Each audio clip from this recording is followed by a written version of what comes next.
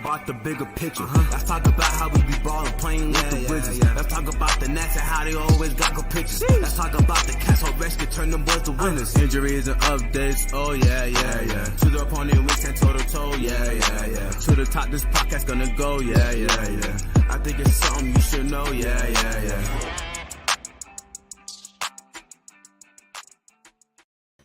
Greetings and salutations. Welcome to Ref the District. Do not adjust your channels, folks. It is, in fact, all three of our refs here today. I'm Nathan. That one right there is Stoner. And that one right there is Trev. And we got a full house in the show today. Happy to have everybody on. Trev, this is your first time on the flagship program in like a month. Yeah. Has it been a month for Trev too? I went to the channel about like a few hours ago and just looked to see him. And the last time I was on live, and EB was on talking about some stuff. The last time I was on, it said a month ago. So it's been a month since I've been on the live show. Been a hot minute. Yeah, we went to training camp or OTAs, and then he couldn't make it, and then he's been jobbing busy. it. Yeah, man. Busy, but he's got some good news coming up. Of course, we are streaming our Wednesday show, our flagship program here on Facebook, YouTube, and Twitter that we do every Wednesday at 7:30. This is monumentous that we have everybody here. And of course, you can hear us on our audio platforms afterwards. Make sure that wherever you're watching that you subscribe. Give us a rating on Apple if that's where you're going to be listening to. If you're here on YouTube, make sure that you like this video, subscribe to the channel. We appreciate all the support. Aaron, thanks for joining us in the live chat. We have a good show for as always. Grab bag with the cool down. A couple different things going on there.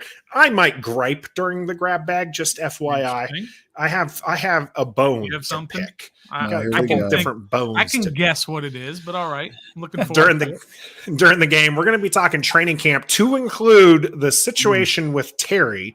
Hey, Indianapolis fans, back the hell up. Just let you know here. And Stoner, what are we doing for our warm up? Well, first, if I can, let me do a little bit of added value here for our folks over at Pacers Running, our big sponsor here. We love Pacers Running. You'll see their commercial here before we get to the game, but they have 3 stores in Northern Virginia. You can catch them online. Great running shoes, great outfits, all that stuff. They've been very good to us as a sponsor, so I just want to give an extra shout out to them. The owner of Pacers Running, Chris Farley. Shout out, Chris. Not that Chris Farley, but the Chris Farley from Arlington, Virginia. He also has a podcast with his wife, Julie Cully.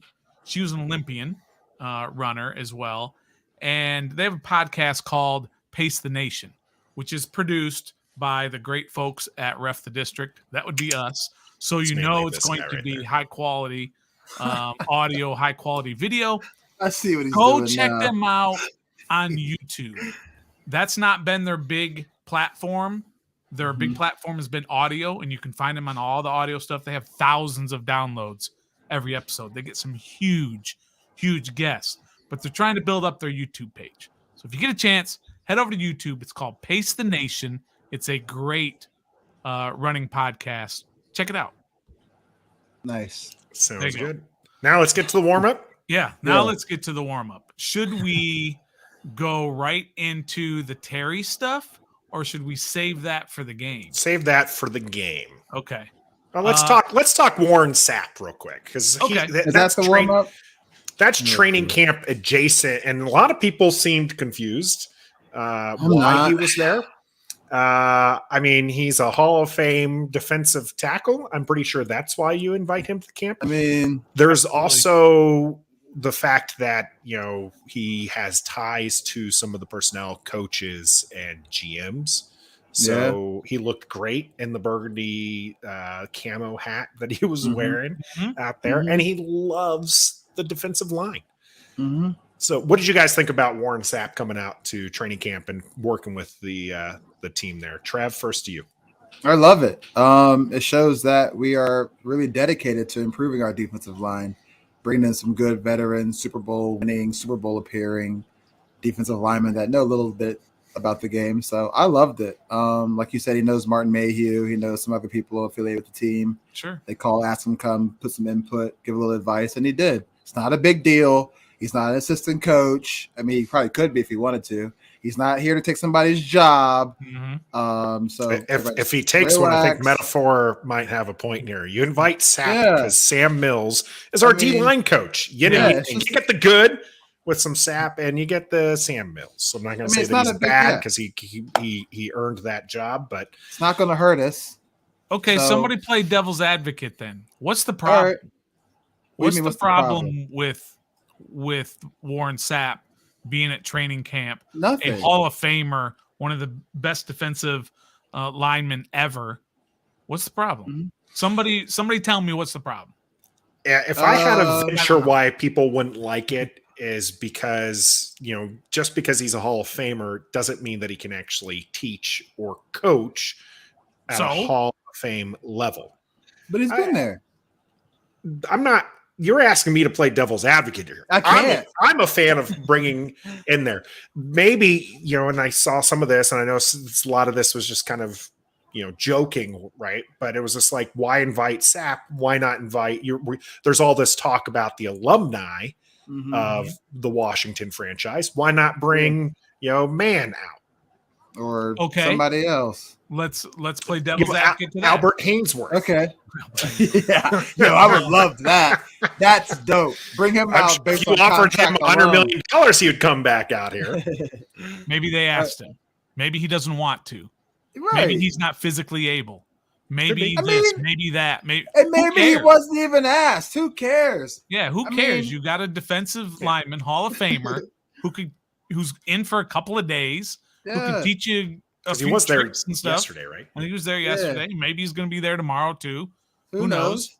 But I mean, let's see. John Elway wants to come by and talk to. No. John Elway, we can't have that. Gotta bring out John back. Gus Farrat instead. Yeah, we'll take Gus Farrat instead. So let's ease up on that. I didn't get the backlash on that. I didn't understand that. It seemed a little odd. That's our fan base, bro. That's what we do. We find something that doesn't. We're always going to according to plan, and we blow it up. I forget who tweeted it out, so I apologize. I don't have the attribution for this, but someone had tweeted out. What are you guys going to complain about when Terry gets the contract? Yeah, that was. While you're thinking of it, the first response to it was, how much he's getting paid, and it's true, right? Because as soon as Terry gets paid, somebody's going to say we paid him too much. You shouldn't invest that much in a wide receiver. We're trying to stay positive here. Saying, give him the bank and give him everything. Out, they're like, somebody's going to be like, you shouldn't do it.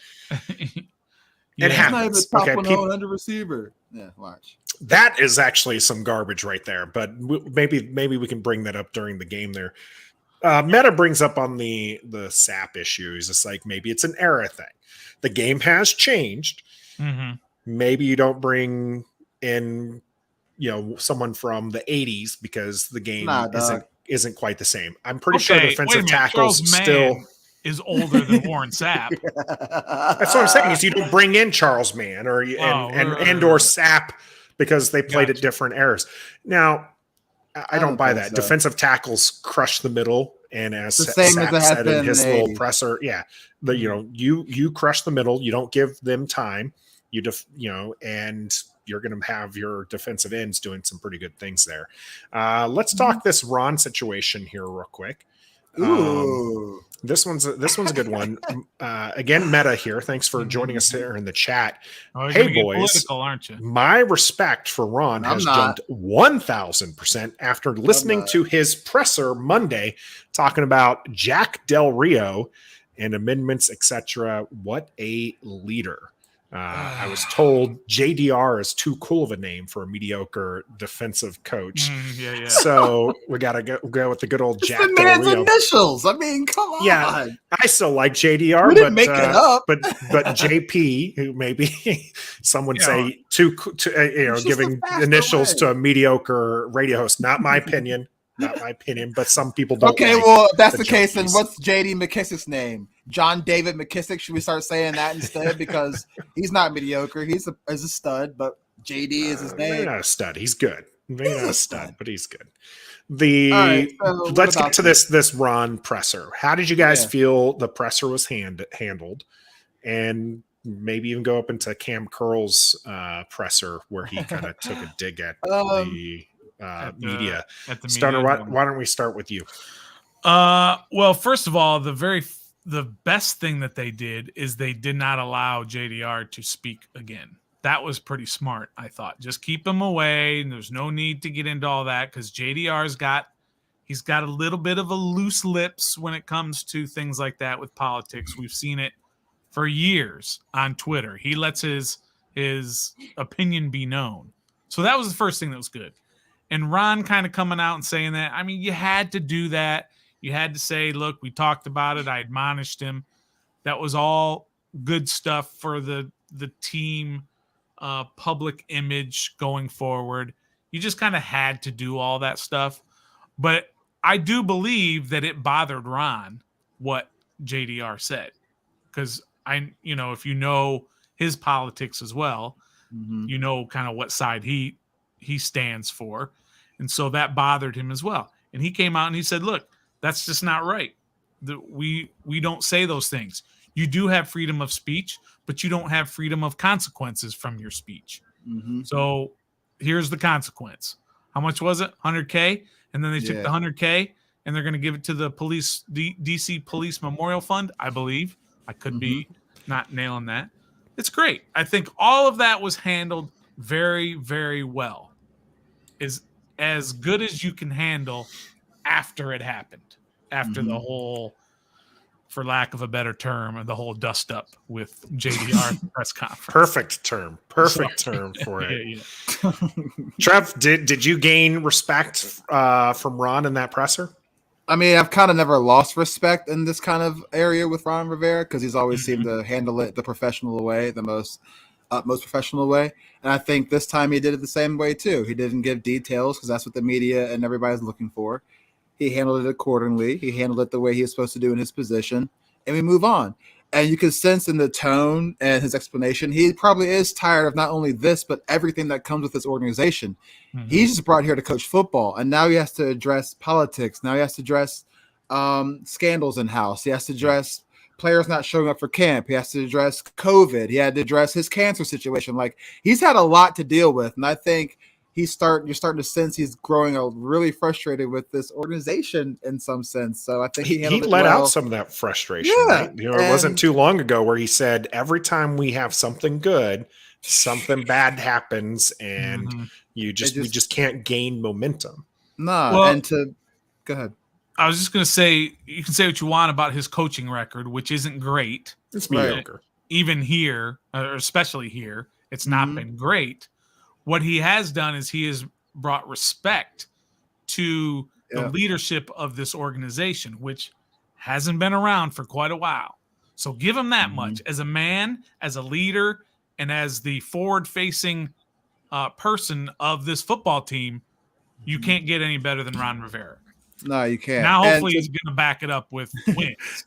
Well, and to piggyback off that, you kind of give credit to some of the front house for drafting Jonathan Allen, because that man is just another voice for Ron Rivera. He's a player's voice for Ron Rivera.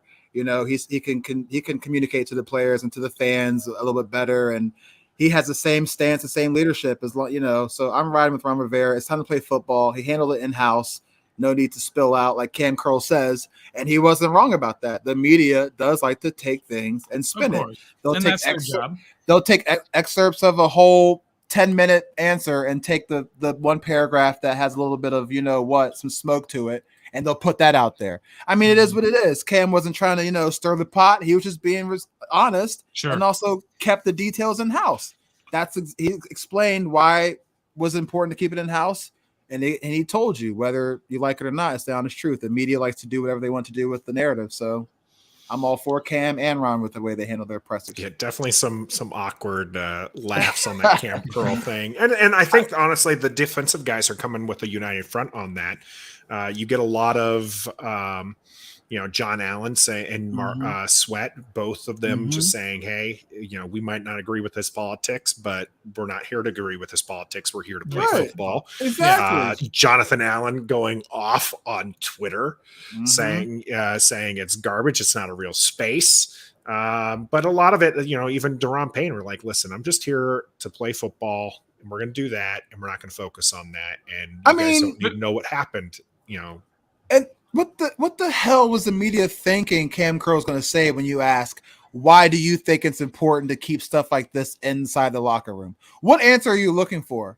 Like, honestly. So the answer you gave was probably the best answer you can get out of that, because no player is going to be like, well, because, if we say that JDR singled out 2 African-American players on the defensive side, but like if you get too in detail, then they're just feeding into the media and let them spinning it. So go ahead, Cam Curl. Applaud you for that. Yeah, he did a great job with that. I agree. But there is a line somewhere. Oh, yes. Right? So that he can't cross. And I think the media is just digging to find out, is that a line? Did he cross that line? And according to everybody on that defensive side, he did not cross a line with them. Right. But there is there is a line somewhere, and you just hope he doesn't ever cross it. And if I think that I wouldn't necessarily go as far as to say that he didn't cross a line with his players. I think that they're just handling it backstage, right? They're handling it like they should, person to person, and getting there. Shout out to the Dubs family, Cam Mingo, Dougford, joining us with EP in the house as well. Who we got? We got P Dub also here. Shout out to all of our family out here in the chat. I have something probably controversial. Okay, this is you're talking about the mediocre record of Ron Rivera, but that he's the right coach for this franchise right now. And the first name that kind of popped to my head that's very similar to that, and forgive me, especially I know for some of our older Washington Redskins fans here, if you take offense to this, I mean this in a positive light, but George Allen. George Allen had much better records than Ron Rivera does. But outside of losing to the famous 1972 Miami Dolphins, he never made it to the Super Bowl with this team, right? That was the one time they made it. Again, they had a good, even in the playoffs. Well, playoffs, he didn't have a great record there. The 2 wins compared to, looks like 5 losses there. But what he did was, there was that period before he came here that the Redskins franchise was kind of pitiful. It was just awful. And he brought back that culture. He brought back the spirit. The 70s were a good decade for Washington, not because they were winning consistently, although they had some good records in there. They just weren't doing anything in the playoffs, but he brought respectability back to the franchise. And that's where I kind of see Ron. Now, I would like to see the record start matching some of these records that George Allen did, but I do think that you're absolutely right that he is the right coach right now, because we needed somebody for accountability. We needed somebody for that respectability. And we're hoping it translates to wins, but he reminds me of George Allen. Who followed George Allen, by the way, not too long after George Allen left? Joe Gibbs. Joe Gibbs, and what happened there? 3 Super Bowls. 3 of them. You put Jay Gruden at the podium with this controversy right now, and we think about like Spurrier, think about Jim Zorn, even Bill Callahan, bro. We're ignoring the Jack Pardee seasons, by the way, for those who are keeping track here. Yes, I realize Joe Gibbs didn't immediately. That's why I try to give myself a little buffer. But I know somebody's going to be in the chat saying Joe Gibbs didn't follow George. No, he didn't. It was Jack Pardee. But the point stands. And get also, the coach that brings the respectability. A little bit later on as well, Joe Gibbs 2.0. When the team was kind of just in shambles a little bit, the organization was not going well, and they brought back Joe Gibbs to bring again some respectability. back to the franchise. And by the way, if you look at it, that was probably the best era under Dan Snyder. And it wasn't that great. Right? They won the one playoff game, I believe, under Dan Snyder. They went to this in the 4 years. Joe Gibbs 2.0 was here. In the 4 years he was here, they went to the playoffs twice. Right. Yeah, that's like an amazing run around here. So that's kind of the same thing. So now he's got to take that respectability factor as a franchise and as a leader and not be a laughingstock and then turn those into dubs. But here, how about this? A little devil's advocate. You ready for this? And we'll move on to the game because I haven't. But Ron Rivera handpicked JDR to be the defensive coordinator of this team. Sure. So, do you think he knew what he was getting himself into with JDR? That he knew this would come about sometime because he's had history in Denver and Oakland or Vegas with the same thing. But you handpicked this guy. Do you think he knew what he was getting himself into, or do you think this is all a surprise to Ron?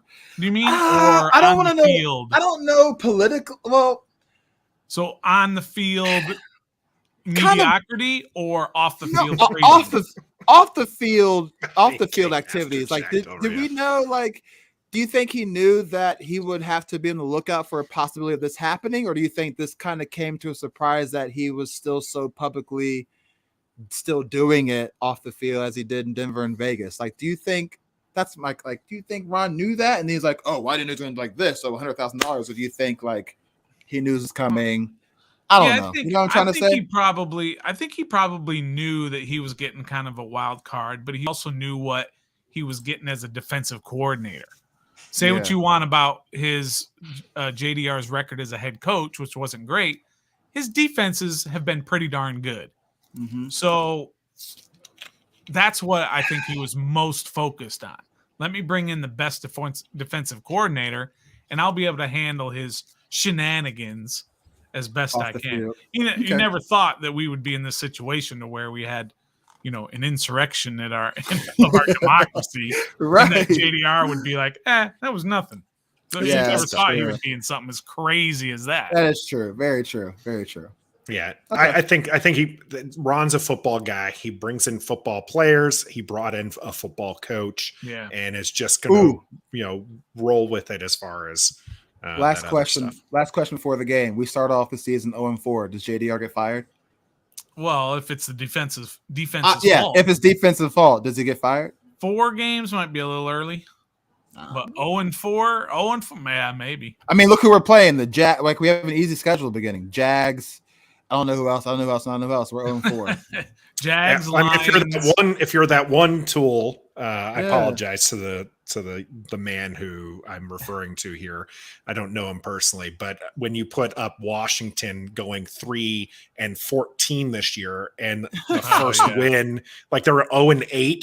I don't know who it was. He was some TV pundit, but come on, get out of here with that. 0-8, Ron's gone. Yeah, 0-8. I think we're cleaning house completely. Yeah. Trev, to answer your question, I was with a lot of people. Promote Harris. Promote. Yeah, he likes nice things. I think that'd be a good move. I think you might even see that even if they're not 0-4, but the defense isn't living up to its potential. Yeah, our secondary has been so incredibly awesome. I mean, we're going to promote a guy. Our linebacking group, I tell you what, studs. All right. Well, we're actually going to move on to the game here. And during the game, we're going to be talking minicamp to include, and probably dominating the game this week, is Terry McLaurin and his contract talk. Let me ask you this for the comment section. Get in there right now. Tell me, is Terry McLaurin a top 10 NFL wide receiver? Put that in there. And shout out to Clifton for the super sticker. All that's coming up on The Game. The Game is brought to you by Pacers Running Stores. Pacers has 6 stores in Northern Virginia and DC. For the best running footwear, apparel, and gear, just stop by or schedule a virtual fitting with the best running experts in the business. Pacers Running exists to help as many people as possible through running. For every run, it's Pacers Running. All right, welcome back to the game. I put it there in the chat in case you needed to see it here. But is Terry a top 10 wide receiver? He's certainly getting it paid like one. That's right. He is. But we've had this discussion many times over the last I'm ready to remove Stoner from this chat. I mean, come on, you guys can't argue with me about if he's a top 10 receiver. He's not. It's okay to say that he's not a top 10 receiver. Like you said, he's going to get paid like a top 10 receiver because contracts are all about timing. Was Kirk Cousins the best quarterback in the NFL when he signed with Minnesota and got the #1 contract at that time? No, but it was time for him to make a deal, and a team was desperate, and therefore he got that contract. But no, Terry McLaurin is not a top 10 receiver. That's okay. That doesn't mean he sucks. Doesn't mean I don't like him. But he's a top 15 receiver. Top 10? No way. Trev, are you saying he's top 10? Nah, dog. He's not top 10. I'm gonna be realistic. I'm sorry. Yeah. He's top 12 to 15, like Stoner said. Because right now I'm gonna attempt to name 10 before that. We'll see. I mean, a little help. Ready? Here we go. Adam Thielen, Justin Jefferson, Jamar Chase, Stephon Diggs, DK Metcalf. Yeah, I said DK Metcalf. I did. I know. Okay, you don't even have to use Devontae Adams. You want some help? Cooper Kupp. Thank you. That's already 7. DeAndre Hopkins. That's 8 already, right there. Help me. Yeah, now start to help me out with the names that we're just not remembering, even though they're out there. AJ Brown's probably not there. No. CeeDee Lamb's probably right in his neighborhood, but he's not better than. Gosh, I mean, I have to go look at a list, but exactly because I'm trying to. Here, let me help you out here a little bit. Yeah, in this regard here, Dan. Or I'm not going to help you. I'm not going to help you guys name receivers that are better than Terry McLaurin. That's just not happening. Because I got them all. Not happening. Okay. Here's where I'm going to help you out here, and this is going to be a part of our Terry McLaurin discussion here. And Orlovsky, and let me actually Buttercup Orlovsky. Share it on the screen. Didn't you say Tyreek Hill. That's 10. Boom, bang, bing. Yeah, there you go. Right. So get rid of our brand so you can see our faces. Oh, Mike Evans for sure. Something else. Yeah, Mike Evans. Dan Orlovsky, Danny O here tweets out #1 wide receivers change how defenses play an offense. On Mondays, defensive coordinators sit down and ask, what are we going to do with blank? Those wide receivers are, and this is his list: Diggs, Tyreek, Chase, Devontae Adams, Keenan, Jefferson, Mike Evans, Michael Thomas, Kupp, D-Hop, DK, and Debo Samuels. Right. All true. Yeah, I agree. All true. Although, Trev, I'm going to have to call you out. Without listing Terry McLaurin, by the way. I didn't think you had DK when we did our start bench cut. I don't think you had DK over Terry. Maybe he did not. No, I didn't. You can call me out, but this day and age, today, yes. Sorry, it is what it is. Changing his tune. Trev saying ain't so. He's had 2,000-yard seasons with my next door neighbor as a quarterback, which is great, but like nobody is really being like, oh, how do we stop Terry McLaurin? Like, if nobody's really doing that. Okay, I mean, it is what it is. But that list, you have to game plan for Stephon Diggs. You have to game plan for Devontae Adams, D-Hop, and Tyreek. You have to game plan those because those are all little game changers. Terry McLaurin is not necessarily a game changer. He's just a really good wide receiver. He'll get you 1,000 yards, but that's overshadowed by wins and losses and the quarterback play. No one's talking about Terry McLaurin's 1,000-yard until it's time for him to get paid. Honestly, think about it. Nobody really is. What about this here from P-Dub? With a good QB, maybe is that, does that make him top 10 with some good QB play? Yes, because he's on the outside looking in right now between 12 and 15. Yeah, I think that helps him. Okay, right. But also, you know what? If he was 6'5", he'd definitely be better as well. Also, if he didn't. If he ran a 4.1, if he ran a 4.1, he'd definitely be better as well. He runs about a 4.3, so you can't right? do that. I don't believe in the so. if. I don't believe in, as metaphor says, it's grading on a curve. You can't grade on a curve when you're talking about production. You can grade on a curve when it comes to contract negotiations, but when you're listing the receivers, you have to list on what they've done and not say, well, he's had bad quarterbacks. Fine, he has had bad quarterbacks, but he hasn't proven 8 of them, by the way. He hasn't proven 8 bad quarterbacks that he's better than all of these yet. Now he's got a good quarterback. Now maybe he can prove that he's a top 10 receiver. But right now, he's just not. Sorry. He's top 15 for sure. For sure. Oops, I don't think anyone's going to argue that he's top 15. Dave in DC here does say that he's a top 10 wideout and that he would take him over most of the guys we've listed. Amazing athlete and person. Just wait till he has a semi-good QB. Stoner's pretty big on this. He doesn't care how good a person is. And shout out LE from Declassified. He also has this mindset. He wants his number one wide receiver to be a diva. Right. And Terry McLaurin is not a diva. He is a team captain. He is a team player. He is a football player. You will let him date your daughter. He is that good of a person. That's cool, but doesn't necessarily have anything to do with the football field. Yeah, not at all.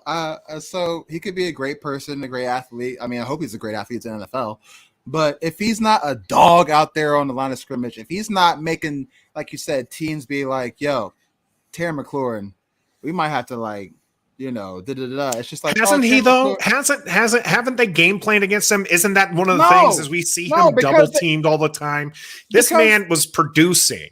I can't believe I'm having a fight for my man here. Because they game he was producing on double teams. He was producing with below average QB play. 8 QBs, not a single darn one of them. What you can tell me was top 16 QB. Okay, so that's my point. All you had to do was double team him because they knew the quarterback couldn't even get those receivers that Dan Orlovsky listed. 1,000 yards. Those receivers that he listed can beat double teams with good quarterbacks. And he was. No, hold on. Defenses were just like, just put another man on him. That's it. They don't have to game plan the whole week for how do we stop his route running? How do we stop They just said put 2 defenders on him. The quarterback can't get him the ball no matter what. That's the game plan. Hell, I just game plan. I don't even coach NFL, and I knew how to stop Terry McLaurin with Taylor back there throwing to Garrett Gilbert. That's not hard. Right. And he produced to the tune of barely 1,000 yards. Barely. It wasn't like he was It's not. He's not doing 1,400 yards. He's not doing 1,600 yards. It wasn't 1,100. It was like 1,002 or 1,027 yards. So this past year, it's top 15 good. To give you guys some ammunition, because you guys know I'm the stat guy. I'm the guy who likes to look at that stuff. To give you some ammunition, he was 20th in yards this past season. Bingo. Let's look at 2020 yards. He was looking for Terry McLaurin. He was 13th last year with 1118. Yep. And his rookie year, and I want to remind you, this is a third, round wide receiver. Doesn't matter. We're talking about how good he is. Not. His peers. That's fair. He was 32 his rookie year with 919. Yeah, I mean his fellow peers didn't even put him in the NFL top 100. Okay. That one I think is a pretty big slap in the face there. Nor because has he made a Pro Bowl. Nor did he make a Pro Bowl. And everybody makes a Pro Bowl. made a Pro Bowl, and that dude can't even finish a season. All right, Terry McLaurin finished a whole season, 1,000 yards, and his homies were like, "Nah, dog." I hate when this happens, man. We gotta dog Terry McLaurin. We're not dogging him. It's just, right. He's been the most successful with the cards he's been dealt with. He didn't draft to think he's going to play with 8 different quarterbacks. Yeah. He didn't think he's going to be a receiver. He was drafted to be a punt returner, for Pete's sake. He was thrown into you pay him for what he's produced, but he's not a top 10 wide receiver. That's all. Couple things here in the chat that I want to address. First off, I've seen this a lot. The 3 back-to-back 1,000-yard seasons. His rookie year, he did not break 1,000. Right. Okay, it was at 919 yards. It was close, but I see that a lot, and I'm just a stickler for words have meaning. So it's back-to-back 1,000s, not a triple, and that does kind of matter. He has outproduced quite a few players, to include A.J. Brown, he's being most compared to because one, he's in division, and two, he just got paid. Mm-hmm. So Travis got his hand raised. Prime example. Cooper Kupp has been a stud. But why do we know Cooper Kupp's name now? Because who was throwing him the ball last season? Okay. Who was it? Who was it? I also have contention with this. Cooper Kupp has not been a stud. For the last 2 years, he has. Cooper Kupp had one amazing season. What about in 2021? Look him up, Mr. Statman, and I think he had a very good year. I'm not okay. A very good year. What constitutes a very good year? Before I tell you what it is, what constitutes a very good year? Because I want to hear this. Well, Terry McLaurin had a very good year last year. And he had 11. Oh, yeah. No, winning's great. It's a team sport, Trev. I'm talking individual stats here. And everybody wants to talk about how Cooper Kupp is elite. I agree that he's a great wide receiver, and I would put him above Terry McLaurin right now because he has something Terry McLaurin doesn't have, which is the quarterback contract. And also, he's got quite a few things. He also has that one standout season where he was clearly the best wide receiver. Yeah. But if you want to talk about Cooper Kupp being elite and very good seasons, then Terry McLaurin's had 3 very good seasons because last year... We never said that. We never said he didn't, but he's got a top 10. I'm contending about the eliteness right now. Sorry, we're going on a tangent here with Cooper Kupp. Top 10. You said top 10, and we said no. No, you guys said different. Okay, so Cooper Kupp last year, 974 yards. Before that, 1161. His first 2 seasons combined, he only had 1,400 yards. He had an 869 and then 566. Last year accounted for more than a third of his entire career production. What are you talking about? Why do we care about that? You said he's elite. I have a problem with that. You got me on a tangent. This year and last year, he's been a top 5 receiver. Yes. Terry McLaurin's had one more extra year, and we're just now talking about Cooper Kupp was not a top 5 receiver 2 years ago. Cooper Kupp was the number 1 wide receiver this past year with a good QB, which is what we're trying to argue here for Terry. Give him a good QB, and maybe he gives you 1,900 yards. Maybe he gives you 16 touchdowns. All right. The original question. So let's put this into context into today, what's going on right now with Terry McLaurin holding out from as he should mandatory minicamp, right? As he should. Should he be paid top 5 or top 10 wide receiver money? He should be paid AJ Brown equivalent, and that's it. Okay, well, let me ask you this. And let me ask you this question. If you're the Commanders and you're thinking business sense, right? Why don't they do this? Why don't the Commanders say, look, we're not going to give him the contract that he's asking? Because I promise you he's asking for $28, $29 million, $30 million a year. He's asking for top money because that's what you do in negotiations, right? Mm-hmm. We're not going to pay you that kind of money. We're going to make you play out your contract. And then next year, if we still don't have a long-term deal done, we'll just franchise you, and you're going to make $27 or $28 million because you're going to make the average of the top 5 wide receivers. And right now that's about $27, $28 million. Why doesn't the team do that? Why would the fans not get behind something like that? Let him play it out and then franchise him. And so he can make his money and still be with the team. And then if Jahan Dotson is everything that everybody says he is, why would you give him 4 years, $100 million, where $70 million is guaranteed if you've got Jahan Dotson coming up, who's going to be a number 1 receiver? I'm playing devil's advocate. I'm looking at on behalf of the team, not on behalf of Terry. And because they don't want to go into the league year with a guessing game, bro. Like we do that all the time when we have players come up for extensions. We have to get this deal done now. Because what if we let him play out his contract, tears ACL week 2, and he's done? Are we even going to consider extending him or franchising him next year? Okay, then. Smart. And then that's smart business. It is, but you also can't predict injuries. So. And I don't think Jahan Dotson is drafted to be a number 1 wide receiver. I really think he was there in case we already know sideline Samuel doesn't pan out. I think that's why we went and got Jahan Dotson when we did. Because Curtis Samuel is a big old fat question mark. Right. I'm not saying why we got him. But what happens if he turns out to be Stephon Diggs?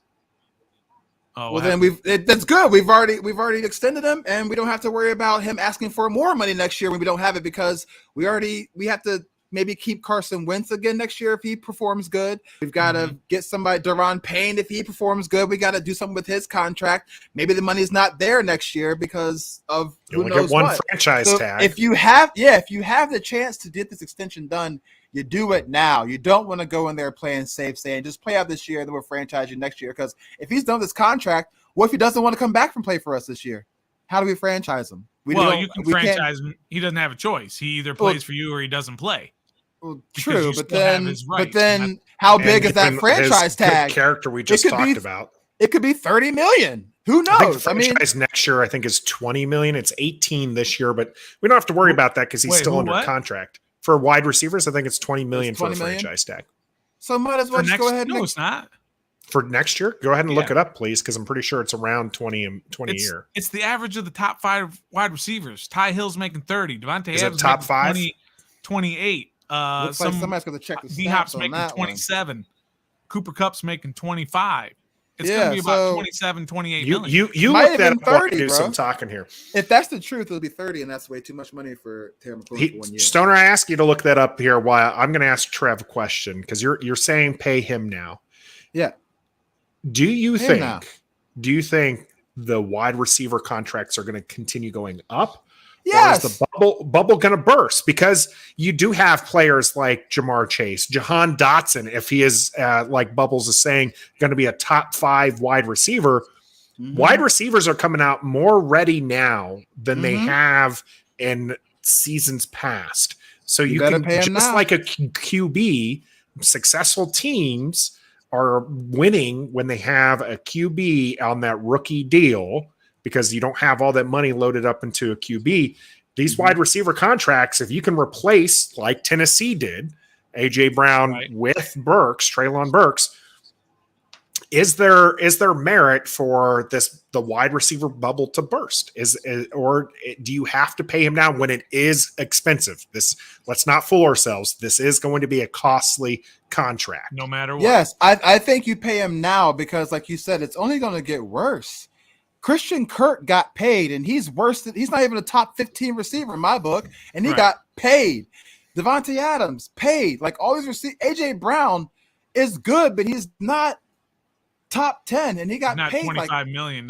So you got to get it while it's less than 30 million or less than 27 million right now, because let's say Terry balls out with Carson Wentz, gets 1,600 yards, 20 touchdowns, this and that. Now he's going to be asking for like 30, 32 million. Because if Devontae got this and D-Hop got that and Christian Kirk got this and I'm Terry McLaurin, I'm a captain in my second year. I'm still producing 1,000 yards with 10 different quarterbacks now. Face the franchise on all the rebranding. Already, like don't you think from Terry's side that his bottom, his low end is that $27 million that he can get next year on a franchise tag.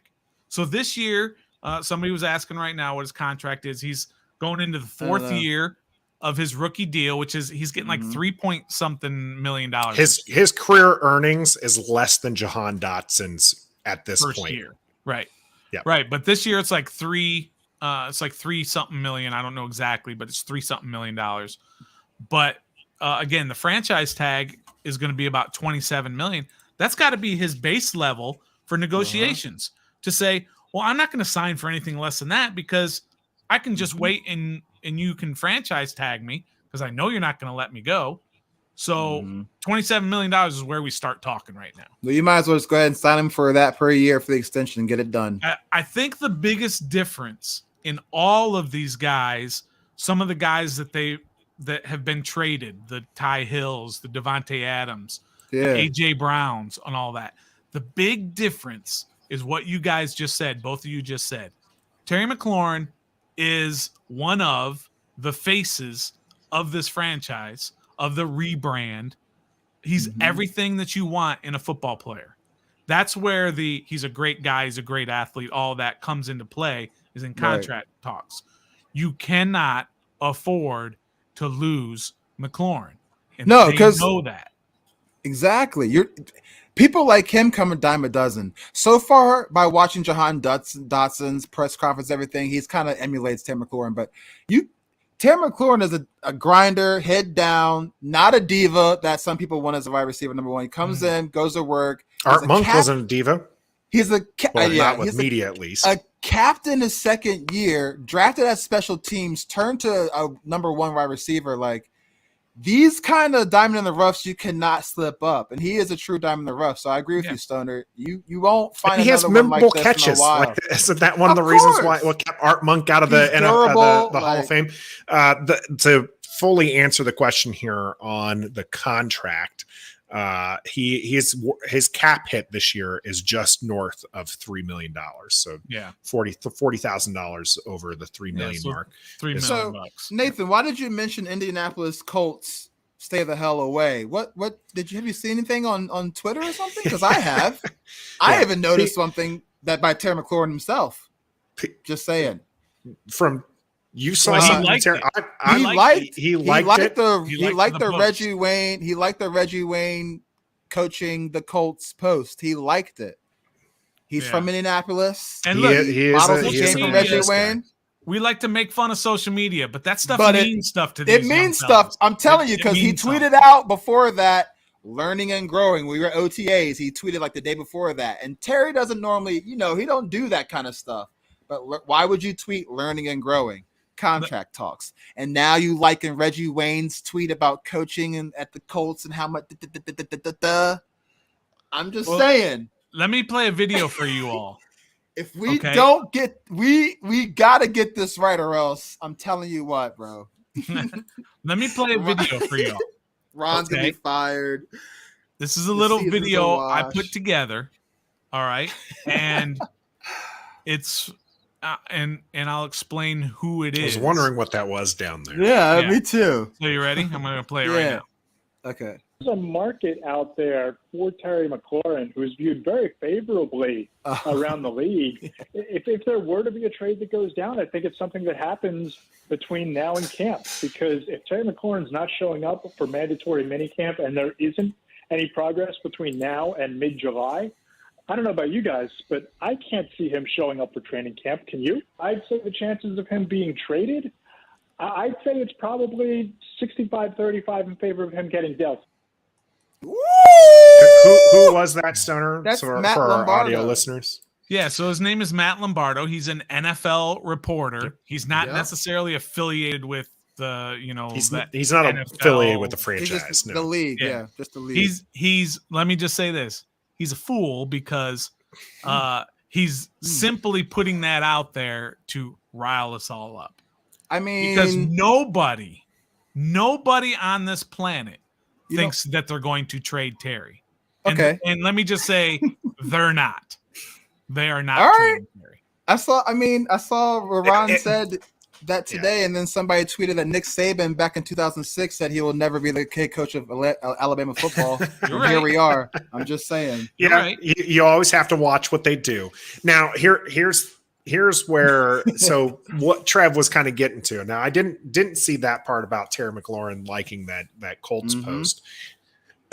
Pardon me, guys, but there was Matt Lombardo there on Grant and Danny. Mentioning that he's more likely to get traded. You have Pat McAfee having on I forget the name on his show anyways. They talked about, wouldn't it be nice, because they're Colts people, wouldn't it be nice to get Terry McLaurin out there in Indianapolis? You got Reggie Wayne. So there's a lot of this talk. People on Colts Twitter are mocking Terry McLaurin up in their god-awful. He looks kind of good in that. I'm not gonna lie. No. I'm not gonna lie. I even saw him in a Baltimore Ravens uniform. Okay, that one was gross. That's fire, bro. That one was absolutely gross. I'm not seeing saying him I'm in that for purple. the trade, but I really don't like Ron Rivera coming out saying we're not trading Terry McLaurin. I really don't like that. I do like that. I like it and I don't. I like it because it's like, okay, clarity, but then it's also like, bro, like if you don't come to an agreement and Terry is like, I don't even want to play here anymore. They are, Trev. They will come to an agreement. But Trev, hold on. You can't sit. We've actually blasted Ron and company for coming out and kind of being very open with people possibly being traded, because that ruins the trade market for that. So you have if Terry McLaurin is traded, that's a big if. Not going to happen, in my opinion. But if it were to happen, you have to start with a stance of we're not trading this, because that's how you get 2 firsts, right? That's how you get like a player in return, is by playing hardball and saying, no, I'm not giving you this guy. This guy is worth way more than what you're offering us right now. We're not trading him. Like, okay, well, what if we throw on this? What if we throw on that? What would you trade him for, Trev? What would you give? What would it take for you to say, "Hey, Terry, I know I would let you date my daughter, but I'm going to trade you away to the Colts or the Ravens." What would it take? Give me a receiver in return plus a first and a second. Okay, first off, none of the teams that are going to trade for Terry McLaurin have a wide receiver to give up. Michael Pittman. That's the reason why. That's the reason why they're trading for them. I'm just saying. Hey, I know, but it's a business. It's a business. Michael Pittman. Michael Pittman. What's that guy's name? T.Y. Hilton. Hey, you get rid of Michael Pittman because you have T.Y. there, which is with a good quarterback. Which, we can if do. you listen to Colts Twitter, they were not happy with his I'm performance. just saying, Michael Pittman, a number 1, number 2. I'm just saying that's what I would. I agree with Nathan though that they're not going to trade for Terry to be by himself. They're going to. We don't. He's not. You don't know that if he goes there and with T.Y. Hilton and Matt Ryan, it's probably a better chance than Michael Pittman and Terry McLaurin. Just saying, it's in my personal opinion. Okay, but business is business. That's why you never say never in business, especially in sports. You don't do it. Publicly, I'm happy. To. Yeah, I'm happy. I'm happy they did that. Bubbles, we don't think he's going to get traded. No. If it does happen, I'm just telling y'all, get ready, because I know this place. This organization can fumble the bag and do that for some strange reason. I mean, hell, we didn't know we were trading for Carson Wentz. We didn't know that was going to happen. But now that we say we're not trading Terry, more than likely means we're probably going to trade Terry. This is my personal opinion. I mean, because we don't know what's going on when he leaves the podium. It's like more than Brown, but less than some of those other elite wide receivers. But look, they're offering 2 first rounds and a player. Right. We can we can get whatever next year. I say do it. We can't pay him. They want to pay him. Mentions Trev. I got blasted when I said that I would have traded. I'll get blasted. I'll get blasted. I ain't gonna delete my Twitter, JDR. I'm gonna take my smoke like a man and my blast like. What's up? I like how Nathan sets you up and then says, "Oh well." Oh yeah, well yeah. But he asked me the daggone question, right? Right. And I'm not trading him. I'm not trading him. I said, however, like 3 to 4 months ago that, when we're talking hypotheticals, we're looking at QBs and all this kind of stuff. I said then, if the package was big enough, maybe. But I'm not at this point. You really don't have the chemistry. You don't have. If you trade away Terry McLaurin right now, you have, as you said, sideline Samuel. Bro. No. Yeah. Here's what I'm trying to tell you. And this is why you want a wide receiver return, which I'm telling you wouldn't happen, because whoever's trading for Terry right now doesn't have a wide receiver core worth trading for. And if you trade away Terry McLaurin, you have sideline Samuel, as you called him. You have an unknown in Jahan Dotson. You have Cam Sims and De'Ami Brown, who haven't proved anything. You can tell me they have all the potential in the world, and I know that we love the bottom of the roster guys, but right now they haven't shown enough to take over Terry's position. And that's what you're saying when you trade away Terry McLaurin. It's great. give the RG3 deal, right? 3 firsts and a couple seconds and whatnot. Okay, that sounds great, but what are you doing this year? You're doing That's the nothing. same question we asked them when we did the RG3 trade. The same question. And by the way, it didn't stop them from pulling the all trigger. those picks that the Rams got for RG3 didn't turn out to much. No, they busted. Right? So you have to But be guess careful what? about that. The Rams have a Super Bowl. Well, I know, but not because Well, of those guys, not not because yet. of those picks. That That's was- 100%. I know. But I don't know. I personally, you don't trade them, but it's a business. No Bonafide one's untouchable. picker, exactly right. No one's my untouchable, bonafide pick. bro. pay Terry. End of discussion. Yeah, well, that's Pay the the easy man. answer. But here's my beef with But that you, too. but you, why asked. are we attacking someone like Terry McLaurin with these quote unquote low ball offers that are being reported? Why are we doing that? If he's a captain for our team, he's a 1,000-yard receiver twice in a row, yada yada yada, all the accolades. Why do we swing for? Who's saying that we're lowballing him? First off, Well, I know, but like, But it's also, check the source. okay, but let's just say it's true. Let's just say it's true.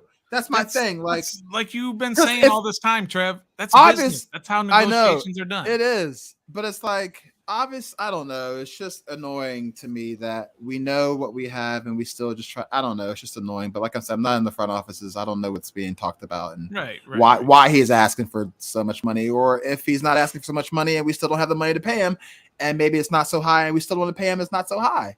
Maybe we think 25 million a year is still too high for him. Maybe we think that. Right. We don't know.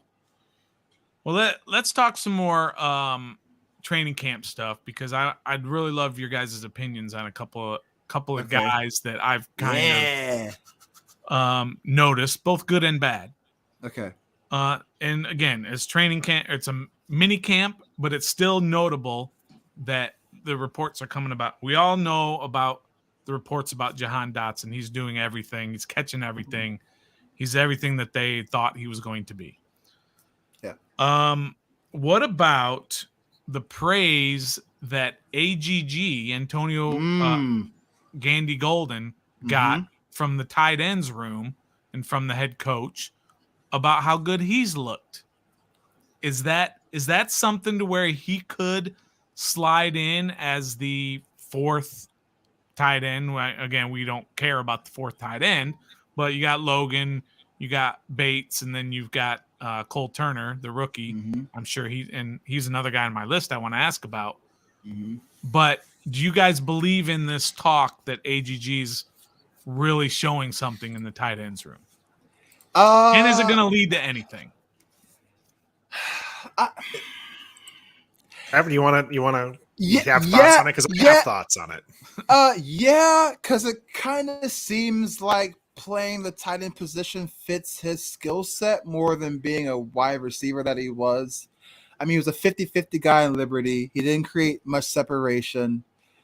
You know, that's kind of what you're looking for outside of Gronk and Kelsey in your tight end position, you know, to go up and get it, to create a little separation, but for the main thing, to block and go up and get the ball. And but that's also against safeties and linebackers compared to so, defensive and he has backs. the size. And with Logan Thomas, probably not going to be ready for week one.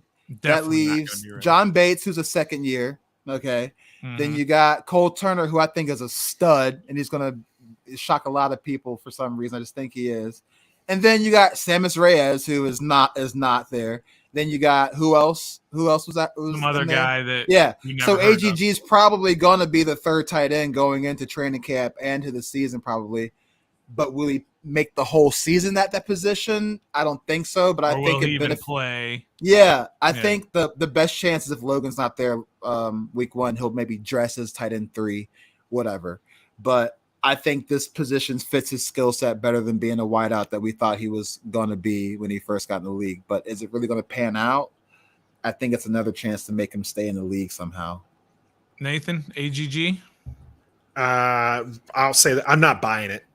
It's June. It's there's no pads. This is this is not a situation. This is a situation meant for him to thrive and look good. Yeah, that's what. Yeah, if we get to training camp and we see in person, or even in preseason, where we're seeing some of this in action, and then we can have that praise, then sure. But right now, good. You want to hear it. I'm not saying you don't want to hear it, but I'm just not buying it as legitimacy, like a legitimate thing. And people say this even about Dotson. Okay, yeah, we know that he looks good and that he's flashing. But there's no pads. But there's no pads, and we're not playing press coverage, which are some of the things that are question marks for him. Right. So with AGG, this part, I think that I can see AGG replacing Sammis Reyes. For sure. One Reyes is still coming back from injury. No, wait. Number one is AGG's played football before professionally or in some capacity. Reyes has not. They have about the same amount of tight end experience. Yeah. So Sammis Reyes. Here's you know that you're going to get special teams out of either one of these. Sammis Reyes is reportedly a better blocker, but I mean, I just don't see him. I don't know. AGG again. You're saying he's our fourth tight end. Okay. I mean, right now, are you keeping 4 tight ends? Are you going to keep 7 wide receivers? There's a whole lot of mix there, and I'm just not as excited about it. Okay. Not buying the hype right now. That's I fair. would like it to pan out because he's a little bit quicker. We have Erie talking about Bates being a blocking tight end almost entirely. He's got nice hands, though. He actually looked pretty good. I mean, I'm not, not wanting to really compare him to Jason Witten, but he's like Wish or Dollar Store Jason Witten. Okay, he's not fast, but he finds himself open. He catches the ball and he knocks people over. And I think that's a great tight end too, right there. And that's what I think Bates is going to be good for. Okay, right, so sticking in that same room, the reports are glowing about Cole Turner, and that he is a much better route runner than they expected. Is Cole Turner the real deal? Yes, he is. He's number 1 target in Nevada, or I think that's where he was, right? Nevada. Yep. And defense is new, and he's still and they planned for him. He still balled out. He did have Carson Strong, which is a decent college quarterback at the time. I've seen some of the tape that these beat reporters are showing. He does run some nice routes. He does. He's fully extending and catching it with his hands, bringing it in. I know he's a rookie, but Bates didn't have quite as much praise coming out last year, I think, as Cole Turner has. He just said he has good hands, but there were still question marks. I haven't seen. I mean, Cole, he looks the part. Tall, solid, agile, not super thick, but not skinny, but just fits the mold. I think he's going to be a great red zone 3rd down target for us for sure. I really do. I think it's going to be a nice battle between him and Bates, honestly, for tight end number 2. That's just what I'm looking at. Yeah, I mean, Logan's number 1, obviously. Yeah, you got Bates is number 2, AGG, and then Cole Turner. So it's kind of a no-brainer who's going to be in that 2 spot, but I think it's a nice battle between Bates and Turner for number 2. I like the reports. Where do you stand on this, Stoner? I haven't seen him in person. Like you guys were able to see him in person, but I mean, he is a big dude. He towered even over Bates. Look, we're not hearing things about Sammis Reyes. We're not hearing things. He's been on the sideline. Dax Milne. We're not. You No, know he's what I got mean? good route running. You hear things about guys who are producing, and again, that's not. It's pads. June. Yeah, it's June. It's whatever. I think you're going to hear things more about standing out. Yeah, I think you're going to hear things about the people you're mentioning, though, because AGG switched positions, so people are inclined to kind of see how that's going.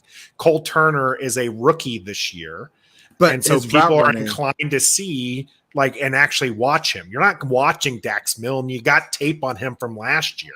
So unless he's doing something super impressive, which I would say it's probably pretty hard to do when you're probably not even having Taylor Heineke throw to you. You're probably having, who's our chicken tenders guy? Why did I space on his name? Sam Howell. When you're having Sam Howell throw to you, you're probably not flashing quite the same way that these others. But also, I just remember last year at this time, we were talking about Bates. We weren't really hyping him up that well. It was like, okay, it could be. I think there's more hype with Cole Turner this year than was with Bates, which I think says something. Yes, there's no pads, but like you mentioned, Stoner, they mentioned his route running. That's key for a tight end. If he's good route running at a tight end position, that's look who he's replacing. This is RSJ's Logan Thomas. replacement. Well, Logan Thomas, yeah. Ricky Seals eventually. Jones. But if you're saying you have a healthy Logan Thomas, you look at the tight end team, grouping last year. It was Logan Thomas, Ricky Seals Jones, and Bates.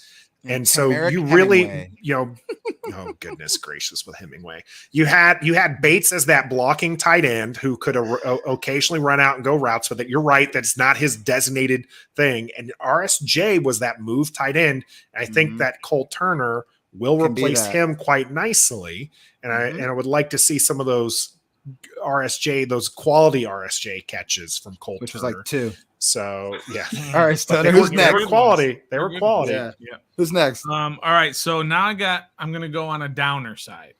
Okay, good. I love these. Guy who has not produced very well and has not looked good. Whatever. Is it time? Yep, I'm ready for this. Is it wait. time? I know who it is. I know who it is too. I think. Is it time to call Jamin Davis a bust? Yes, I knew it. I couldn't. Is it time? All right. No. So he's not even running with the first team on. I was going to say, you saw me on Twitter where Matthew Paris, said he was running with the second team defense and not even David Miracle Whip, because I'm not calling him Mayo, because Mayo is good on cheesesteaks and David Mayo ain't good on anything. So David Miracle Whip.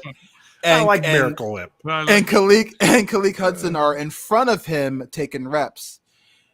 He came out saying he feels faster, more comfortable, but then you got beat reporters saying he fell down horribly trying to contain somebody who played against all season last year in practice, and Taylor Heineke. Okay? Yeah. And then Matt was like, well, he did run some with the 1s and 2s, but that doesn't mean he was productive because he ran with the 1s. That just means they're trying to see where he fits. And to come out and say they're trying to see where your 19th pick from a year ago fits on your defense. Right. Is kind of leaning towards him being a bust. You can say all you want about they're trying different combos, and that shouldn't happen when you're your first round pick, bro. William Jackson is not running with the 2s. Okay. Kendall Fuller's not. Cam Curl's not running with the 2s. What's his name in Cleveland? That Sweat is not running with the 2s. That's Jeremiah Osu Kamara, whatever his name is, the one that we should have gotten in Cleveland. Yeah, they ain't putting him in different spots. They know where the hell he's playing. He's thriving. Right. You don't run with the 2s unless they're trying other guys. You got Khalid Hudson, who they drafted down after the draft and picked 372, taking reps in front of you. You got David Miracle Whip, who's been on so many different teams in your division, taking reps ahead of you. And you're number 19 a year ago, right? Bust. Yeah, I'm about ready to as well. I'm holding out hope. Come on, holding Nathan. out hope. Don't do that to me. And plus, you have to wait till the season. You have to see him in season. I don't want. Okay, and it has to be season. I don't want to hear nobody praise him during preseason because that don't count. Okay, I agree. I need to see week 1. I want to see him put Trevor Lawrence on the ground 3 times and have 2 picks and three pass now breakups. I think we're getting a bit excessive. But I would like to see at least 19. I think a sack would be a good thing to see. I mean, a pass breakup. You need to see him. I will say this: if he's not starting week 1, by all means, we'll talk that bust talk. But if he's starting and he starts the season slow, I'm still not going to call him a bust. At the end of the season, if he's been benched or if he's just had a lackluster season, then okay, we can talk bust. But I'm not willing. This guy has got 1 year of professional play at this point. I think that I agree with you, Nathan. But the fact that where we took him in the draft is making me why I think he was a bust. He was sorry, Meta. He was honestly like a late draft riser. Like he came out like the 5th round to the 2nd round, and then all of a sudden we drafted him at 19 in the 1st round by a linebacking head coach who was a stud in his heyday, along with our defensive coordinator in his heyday. And we reached like this, and we're in year 2 figuring out where to put our first overall pick from a draft ago a year ago. Come on, Nate, man. That's gotta. I mean, what else do we need to see? This is June. What? This You isn't. But he isn't- knows the system. You He can knows the spin system it now. any way you want. You can say, "Oh, they're trying different things and trying this and trying." The reason they're trying it is because it's not working the way they're doing it. He got So, Taylor Heineke broke the man down, bro, and you played against him every single day outside of a game last year, and you still can't contain him. Hey, And you're supposed to be sideline to our man sideline. Taylor Heineke was ordained by a good portion of this fan base. You pick him in the second, third round, and fine. But 19, and we were like, try him at the it's Will. more than Ooh, it try him at looks. the Mike. Yeah, Hell, put him it's at the a Buffalo reach nickel. right now. They definitely haven't played him properly. I'm just saying, wait and see. It's too early to call love him a the bust question. when I we're love it. I not love even it, into Stoner. his second season. He's a bust, dog, number 19. If he retired tomorrow, call him a bust. But it's too early All right right. now to call him a bust. all right, I got you. I mean, he ain't got no pads on. He's still getting broken down by Taylor. There's no pads. Maybe he's Right. better with pads. All right, one more from camp. This is getting a lot of praise. Okay, and that's second year corner Benjamin St. Just. They've turned him into the slot guy, right? The inside guy, the third corner, because Another one of these freak athletes. yeah. Yeah. But that's a little James Davis scary is to me, right? Because he's a bigger Yep. guy, a taller guy, Mhm. and he's got to cover more ground as a slot. But he's getting a lot of praise for playing very well in the slot. Is that what you guys want to see come the regular season? You want to see Jackson and Fuller on the outside and St. Just in the middle? 100%. I also, Absolutely. but honestly, it depends on who we're playing that week. If they've got some DK Metcalfs on the outside, they've got some AJ Brown now is in our division twice a year, and he ain't no small receiver. Right. So I'm just saying, depends on I like him in the slot, yes, against our players because our tallest receiver is 6'3". Okay, so of 5'1", course he's right? thriving, and of course he's thriving against us. He's taller than everybody on our receiving core. But I want to see him in the slot going up against Cooper Kupp. Can he handle Cooper Kupp in the slot? Cooper Kupp is did a dangerous. lot of damage Can from he- the slot. Can he handle Jamar Chase, who can play both? Can he handle Thielen and Jefferson, can play both? Because we're facing these guys. Can he handle AJ Brown twice a year? You know what I'm saying? So it's good to hear he's thriving in the slot in camp, but he's also the tallest. He's taller than all of our receivers. Bring him on game day, then yeah, We'll see. because we see Kendall thriving on the outside. We've seen that. William Jackson, we've seen that obviously. And St. Just kind of did okay on the outside before his concussion, but now he's playing in. I don't know. It's just I'm not sold on that. Like you aren't sold on Jamin Davis being a bust. I'm not sold on St. Just being the thriver in the slot because he's going up against Samuel, Jahan Dotson, Gavin, who's 8 years old and 4 foot. People like that. He's 9. That size. Nine. Oh, Don't 9. say Excuse that. me, He's 9. 9. Yeah, 9 birthday. People that size. So it is Yeah, what it okay. is. All right. No, I'm buying it. I love this one. I thought that's actually where last year when we were looking at his profile and we're reading and stuff, that short area quickness was one of his strengths. And so I thought he would look good on the inside. Turned out he was really good on the outside, and they were going to try Fuller on the inside. Fuller struggled a little bit in the slot, Yeah. which was interesting because he performed well there before. Fuller performed extremely well. Well, maybe not extremely well, but well on the outside. Mhm. Jackson held his own. had moments on the outside. If you have those two, then yes, I want to hear and I want to see that St. Just is going to see some time in the slot and be, great, because otherwise, kind of that similar thing to the linebackers. Who you put in there? Corn Elder? Hey, Yeah, he's right. been shining in camp right now. I'm just saying. Okay. Percy Butler has too. Just saying. Yeah. Percy Butler's going to see the field. Corn Elder, maybe, hopefully not. you only see him He's a doing Ron special Rivera guy. He's teams. going to see the field. All Panthers see the field. If you have not picked up on that, whether it's one game or not, they all see the field at yeah. some point. All right. All right, I got you a got bunch. any We've other- been talking our butts off. You got the list of names. All right, let's move Yep. on. We're gonna bring it into the cool down. A little bit of a grab bag, and I'm gonna take some more of these guys' time to complain about something Commanders related. All that's boy. coming up here on the cool down. Nathan's not gonna be so cool this time.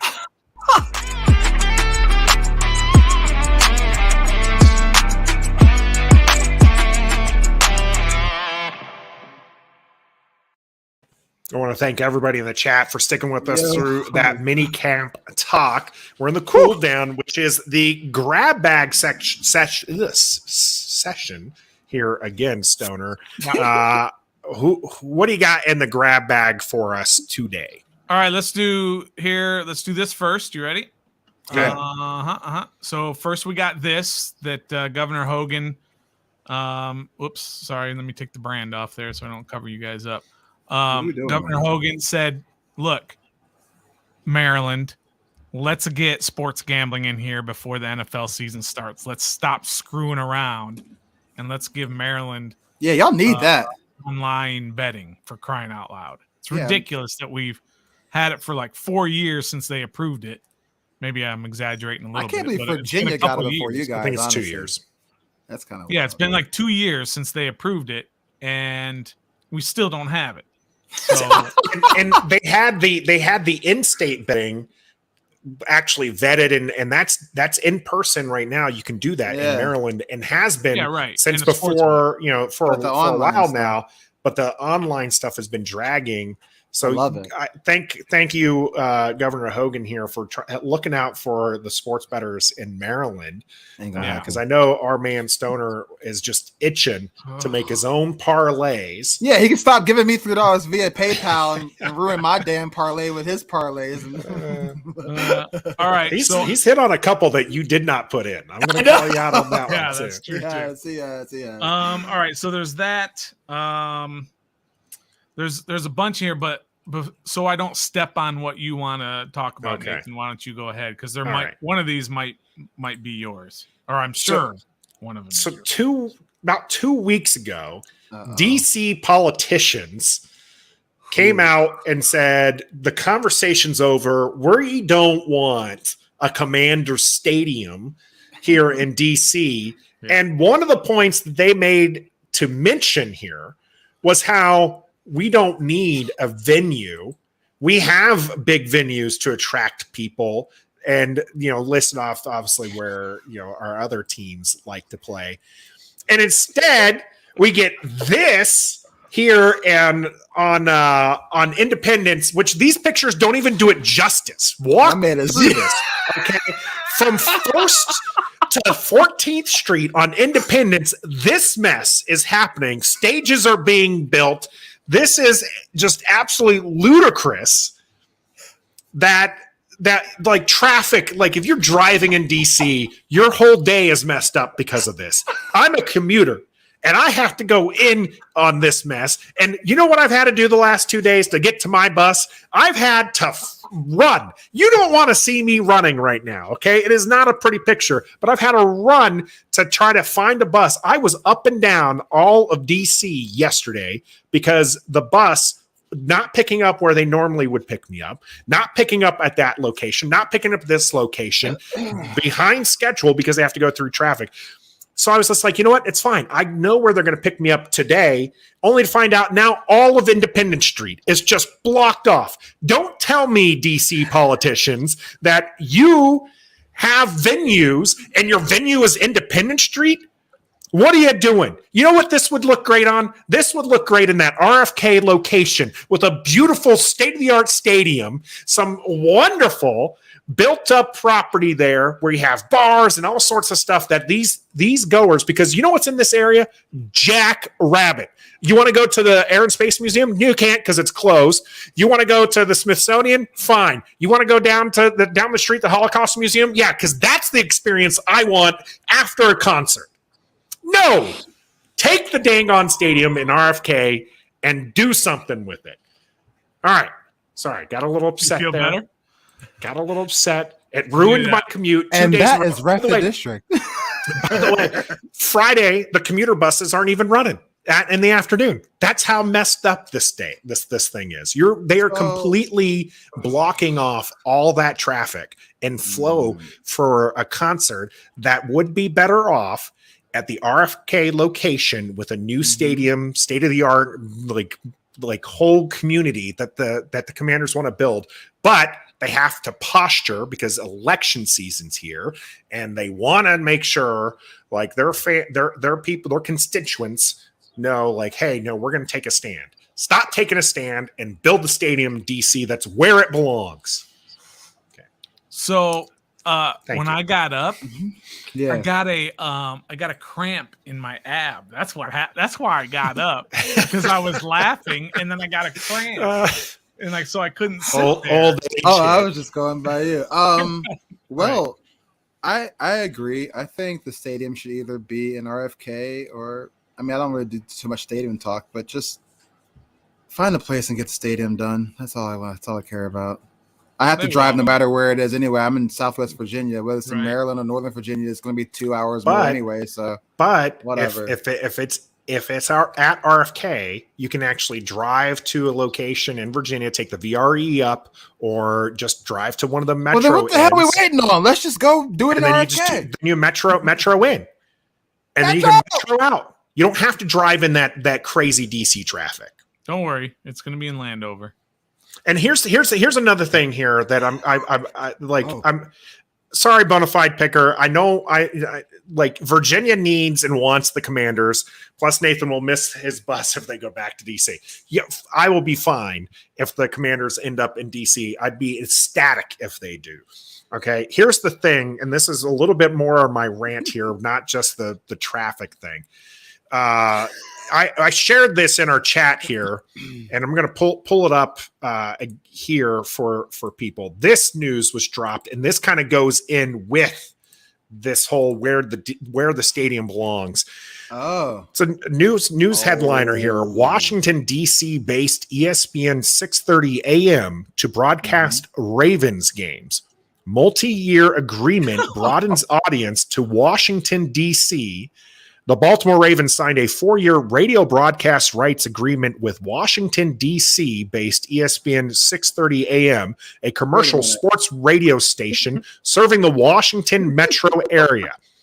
Under the agreement, from 2022 to 2025, all Ravens preseason, regular season, wild card and divisional playoff games will broadcast on ESPN 6:30 a.m. The station will also simulcast WBAL 1090 a.m. 98 Rock's pregame show, countdown to kickoff, and postgame locker room show. Additionally, ESPN 6:30 a.m. will produce its own Ravens-specific weekly segment, which is slated to air over 20 Mondays between August and January through the agreement.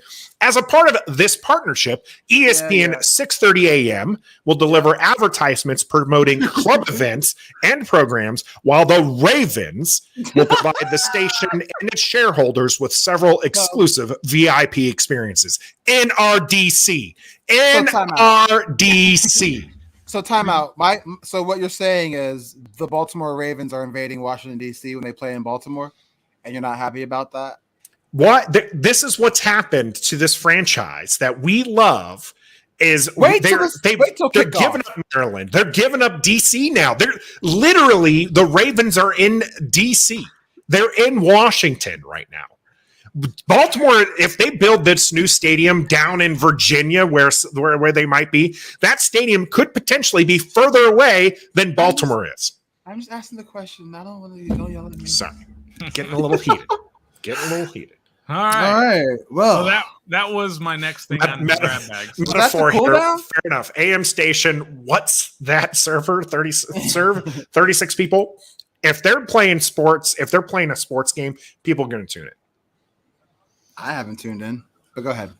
All right. So here's the stuff we're not going to talk about because we've gone on too long. I wanted to talk about the fake Clay Thompson deal, but yes. I was going to talk about the Winklevoss twins. You guys know who the Winklevoss twins are? No. You don't know who the Winklevoss twins are? Did you ever watch? Did you ever watch this? What was the Facebook movie? The Social Network. Did you ever see that? The Winklevoss twins are the ones that came up with Facebook, and what's his name stole it from them. But anyway, they're still billionaires, right? Because they've done all kinds of other stuff. They have a band now, and they're really, really, really, really, really, really bad.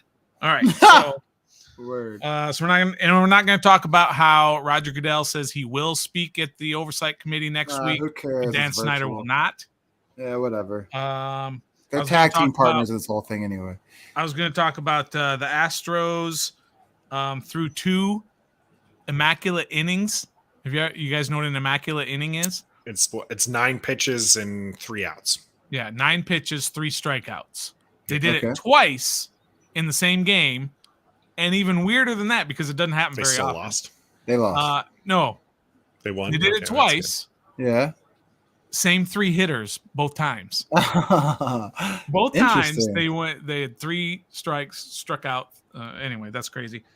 And let's see what the other one was. Lightning versus Avalanche. Who you got?